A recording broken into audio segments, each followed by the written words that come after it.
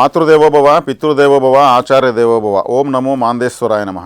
అందరూ బాగుండాలి, అందరికీ మంచి జరగాలి.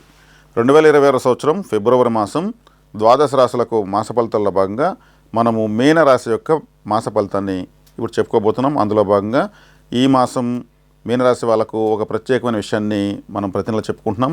అలాగే ఈ మీనరాశి గురించి ఇప్పుడు చెప్పుకుంటే, మీనము అంటే చేపలు, మీనము అంటే సముద్రము, అపార జలరాశి, సముద్రంలో వెళ్ళే ఒక షిప్, బీచ్, అక్వేరియం, ఇవన్నీ వస్తాయి ఈ మీనరాశి యొక్క కారకత్వాలు. ఈ రాశిలో ఉత్తరాభాద్ర నక్షత్రం, పూర్వభాద్ర నక్షత్రం, రేవతి నక్షత్రం చాలా శక్తివంతమైన నక్షత్రాలు. రేవతి నక్షత్రం అంటే చివరి నక్షత్రం, కాలపురుషుడికి 12వ రాశి, పాదాలు సూచిస్తుంది, మన యొక్క పాదాలను సూచిస్తుంది. ఉత్తరాభాద్ర నక్షత్రం సాక్షాత్ శ్రీ వెంకటేశ్వర స్వామిని సూచిస్తుంది. అదేవిధంగా కామధేనును సూచిస్తుంది. పూర్వభాద్ర నక్షత్రం కుబేరుని సూచిస్తుంది. కుబేరుడు పుట్టాడు పూర్వభాద్రలో. కాబట్టి వెంకటేశ్వర స్వామికి అప్పిచ్చినటువంటి కుబేరు నక్షత్రం ఇక్కడే ఉంది, వెంకటేశ్వర స్వామి నక్షత్రం ఇక్కడే ఉంది, ముక్కోటి దేవతల నిలయమైనటువంటి ఉత్తరాభాద్ర ఇక్కడే ఉంది, సాక్షాత్ మహావిష్ణువు పడుకుని ఆదిశేషుడిపైన ఉన్నటువంటి సముద్రం కూడా ఇక్కడే ఉంది. కాబట్టి ఈ మీనరాశి వాళ్ళు సముద్ర తీర ప్రాంతాల్లో ఉన్నటువంటి పుణ్యక్షేత్రాలను సందర్శించడం చాలా మంచిది. తిరువనంతపురం, కన్యాకుమారి, రామేశ్వరం, తిరుచెందూరు, ఇవన్నీ సముద్ర తీర ప్రాంతాల్లో ఉన్నటువంటి ప్రాచీనమైనటువంటి శక్తివంతమైన ఆలయాలు. తరచూ వీళ్ళు ఆలయాలు దర్శించుకోవడం, ఏదో ఒక ఆలయాన్ని, చాలా మంచిది. ఈ రాశిలో శనేశ్వరుడు ఏలినాటి శనిగా ఉన్నాడు. కాబట్టి జన్మంలో శని ఉన్నప్పుడు ఎక్కువగా శివాలయానికి వెళ్ళడం మంచిది. శివుడు మన యొక్క వ్యతిరేక కర్మనంతా లాగేస్తాడు. కాబట్టి శివారాధన వీళ్ళకు ఎంత ఎక్కువగా ఉంటే అంత మంచిది. శివాలయాలకు సేవ చేయడం మంచిది. మీరు ఏదైనా రాసే ముందు ఓంకారం ఇలా శివలింగం బొమ్మ గీసిన తర్వాత మీరు స్టార్ట్ చేస్తే మంచిది. ఇప్పుడు శివారాధనలకు వెళ్ళడం అంత ఉత్తమమైన పని ఇంకొకటి లేదు. ఎందుకంటే మీకు సుమారు 4 సంవత్సరాలకు పైగా ఏలినాటి శని ఉంది. జన్మలోకి వచ్చినప్పుడు దేహ అనారోగ్యం, జన్మం ఉంటే మనకు జన్మనిచ్చిన తల్లికి అనారోగ్యం, తల్లి సమానులకు కష్టము, నష్టము అని అర్థం. కాబట్టి ఈ శివారాధన చేయడం చాలా మంచిది. గోసేవ చేయడం మంచిది. సముద్ర తీర ప్రాంతాల్లో ఉన్న పుణ్యక్షేత్రాలు దర్శించడం మంచిది. ఏలినాటి శని ఎప్పటికప్పుడు బలహీన పడుతూనే ఉంటుంది. అలా బలహీనం పరచడం చాలా ముఖ్యమైనటువంటి విషయం. మీనరాశి వాళ్ళంటే విదేశాలను కూడా సూచిస్తుంది. సముద్ర ప్రయాణాలను, సముద్ర తీరాల్లో నివసించేటువంటి వృత్తులు చేసుకునేటువంటి వాళ్ళని సూచిస్తుంది. ఒకప్పుడు విదేశాలకు వెళ్ళాలంటే సముద్రంలోనే వెళ్ళేవాళ్ళు. ఒక 120 సంవత్సరాల ముందే ఫ్లైట్స్ వచ్చాయి. అంతకుముందంతా కూడా పడవలే ఉన్నాయి. కాబట్టి మీనరాశి వాళ్ళకు అతి జాగ్రత్త మనం చెప్పాల్సింది ఏంటంటే, ఏలినాటి శని యొక్క ప్రభావం తగ్గించుకోవడానికి శివాలయానికి వెళ్ళడం.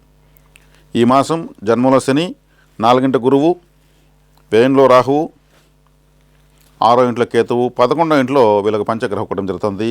ఇది అత్యంత శుభదాయకము. మీనరాశి వాళ్ళకు ఈ క్లిష్ట పరిస్థితుల్లో పంచగ్రహ కూటమి లాభస్థానంలో ఉండడం చాలా చాలా చాలా శుభం. అన్ని వర్గాల వాళ్ళకు శుభం. ఏలినాటి శని యొక్క తాకడ నుంచి ఉపశమనం అని చెప్పచ్చు.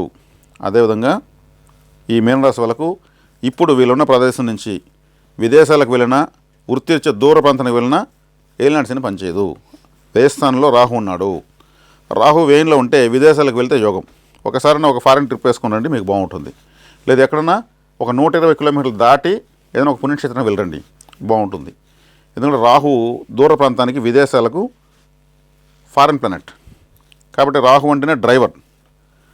రిక్షా తొక్కేవాడి నుంచి ఫ్లైట్ తోడేవారి వరకు అంతా రాహువే. రాహుబలం లేకపోతే ఎవరు డ్రైవర్ కాలేరు. Railway department. కాబట్టి తీర్థయాత్రలకు వెళ్ళడం చాలా మంచిది.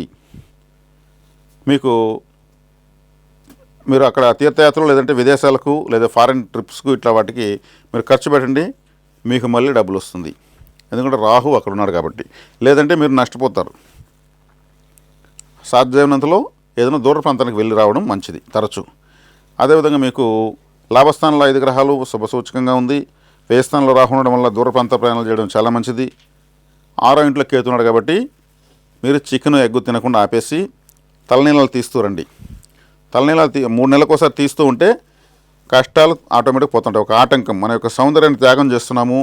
మనకి ఇష్టమైంది మనం త్యాగం చేస్తే మనకు అవసరమైంది మనకు ప్రకృతి ఇస్తుంది. 4వ ఇంట్లో గురువు ఉన్నాడు, రాష్ట్రాధిపతి. రాహుని చూస్తున్నాడు. కాబట్టి విదేశీ ప్రయాణాలు బాగా యోగిస్తాయి. విద్యార్థులకు చాలా బాగుంది. 4వ స్థానంలో విద్యాస్థానంలో గురువు ఉన్నాడు. అదేవిధంగా పరీక్షల్లో మాత్రం ఉత్తీర్ణులు అవుతారు. పంచగ్రహ కూటమి అత్యంత శుభదాయకమైన ఫలితాలను ఇస్తూ ఉంది. ఈ రాశి వాళ్ళకి చెప్పాలంటే బాగుంది. ఒక ఏలినాటి శని, 12లో రాహుని మీరు యాక్టివేట్ చేసుకుంటే చాలు. శనేశ్వరుడికి మీరు కాలభైరవ ఆరాధన, శివారాధన, కాలభైరవ అష్టకం చదువుకోవడం, వీధి కుక్కలకు ఫుడ్ పెట్టడం, కాకి కన్నం పెట్టడం లాంటివి చేస్తారంటే మాత్రం అత్యద్భుతమైన ఫలితాలు చూస్తారు. 6వ ఇంట్లో కేతున్నాడు కాబట్టి సుబ్రహ్మణ్య ఆరాధన, విఘ్నేశ్వర ఆరాధన, తలనీలాలు తరచూ సమర్పించడం. ఇవి 1, 2, 3 సార్లు ఎందుకు తెలియజేస్తున్నారంటే ఏలినాటి శని మీనరాశి వాళ్ళని ఎంతోమంది జ్యోతిషులు కూడా చెప్పి ప్రభావితం చేస్తున్నారు. దానికి మీరు భయపడాల్సిన అవసరం లేదు. చక్కగా నేను చెప్పిన పరిహారాలు చేసుకోండి. శుభ ఫలితాలు మీరైతే ఖచ్చితంగా పొందుతారు. శుభం.